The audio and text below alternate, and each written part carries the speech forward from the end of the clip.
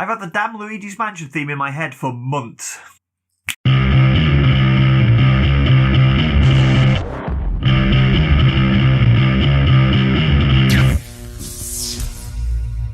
Hi guys, welcome to PMyth Gaming.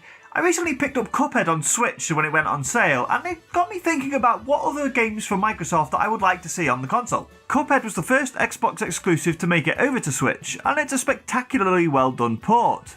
As was Ori and the Blind Forest, one of my favourite games I played on Switch last year, and another game that was previously exclusive to Xbox. Interestingly, Microsoft made some comments last week that made me think that we could increasingly see more and more Microsoft Studios games make it over to Nintendo's system. In a recent interview with Prospect, Xbox head Phil Spencer said that Microsoft don't see Sony and Nintendo as their competition going forward, but rather Google and Amazon as the industry starts to move towards cloud gaming. This dovetails on their initiative to bring Xbox Live to multiple devices, including Switch, and I can imagine a future world where you can access an xCloud app on Switch too.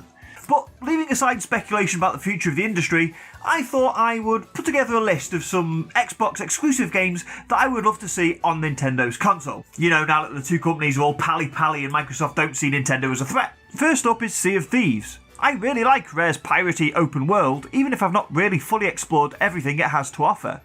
Needing an internet connection would be somewhat of a sticking point for playing on the go, though that doesn't stop people playing Fortnite or Splatoon, so I see no reason why it couldn't work here.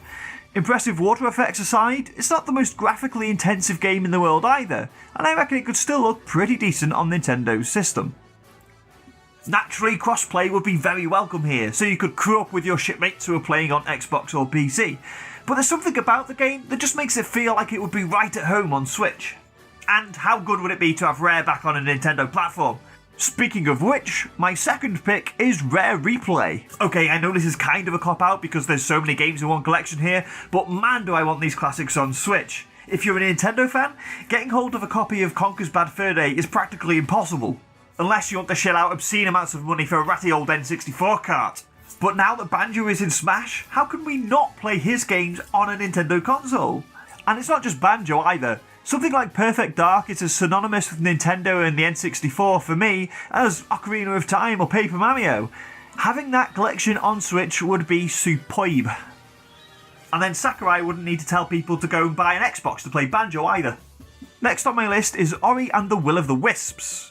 As I mentioned, Ori and the Blind Forest was one of my favourite games that I played last year, and I'm now fully hyped for the sequel too. It releases in a little under a month on Xbox, and I will be able to play it on there courtesy of Game Pass, but I'd so prefer to have it on Switch. I actually bought the first game on Switch despite having access to it for free on Game Pass, because the Switch's take it anywhere form factor meant I could dip in and out of the game whenever I had a spare 10 minutes.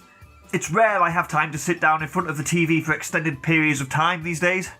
So as much as I am likely to play Will of the Wisps on Game Pass, I would very much prefer for the game to follow in Blind Forest's footsteps and make it over to Switch too.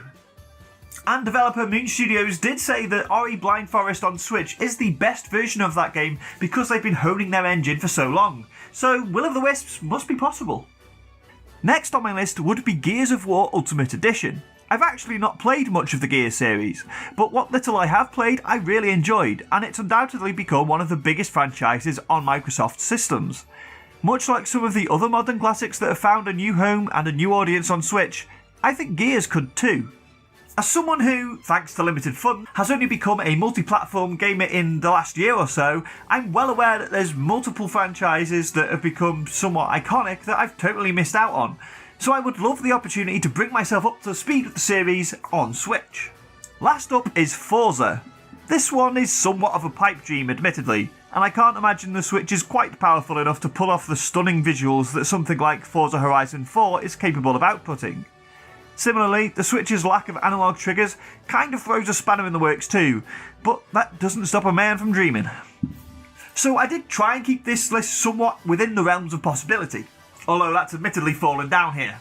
But I had such a blast with Forza Horizon 4 that it really left me wanting a more realistic racer on Switch. You know, one where I don't get pelted with shells every damn second. There are some smaller games on the console that kind of scratch that itch a little bit, but I would love for a more expansive Forza-esque game to show up on the system for when I fancy racing with a little more nuance. Or as much nuance as you can get with digital triggers. So there you go, guys. Those are my picks. But what Xbox games would you like to see on Switch? Let me know down in the comments, and let me know if you enjoyed this video.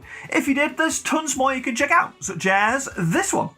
And if you like that, you can always subscribe to so you never miss another episode. This show goes out every Friday, but there's tons more here on Nintendo Village for you to enjoy. And please be sure to check out thenintendovillage.com for news, reviews, features, podcasts, and all that cool stuff. Thanks again for watching. I'll see you all next week.